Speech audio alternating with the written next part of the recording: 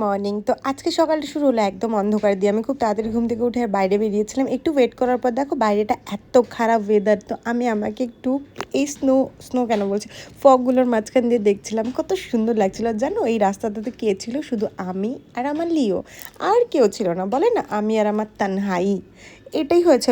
High, so this is day 12 of 16 days until 2025 end. তো আমি সকাল সকাল সবজি কাটতে বসে গেছিলাম যে আমার খুব ঠান্ডা লাগছিল, কিছু একটা করি। তারপর গাজর খাওয়া নিয়ে এত স্ট্রাগল করতে হয়েছে, মানে গাজরটা এত শক্ত ছিল, ভাঙছিল না। যাই হোক, আলটিমেটলি আমি একটু ভালোভাবে খাচ্ছিলাম ভদ্র মতন।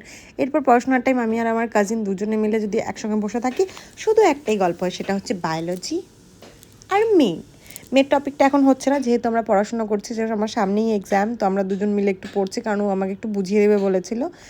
তো সেটাই করলাম। সেটাই করার পরে আমার মনে হলো যে ক্রিসমাসের দিন তো একটাও ক্রিসমাসের মুভি দেখা হয়নি, তাই আমি ক্রিসমাসের পরের দিন শুরু করলাম ক্রিসমাসের মুভি দেখার পরে মনে হলো যে না, একটু ভিডিও বানানো দরকার। তো আমি একটু ভিডিও বানালাম।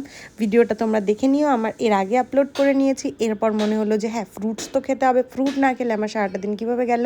ফ্রুটস খেলাম, অরেঞ্জ খেলাম, তারপরে লাঞ্চ করলাম। লাঞ্চ করে ধরে উঠে পড়তে বসেছিলাম। পড়াটা না করলে কি হয় বলো তো। এরপর ছোটো ছোটো মিনি সমোসা খেয়ে আমি আমার দিনটা শেষ করলাম। বাই।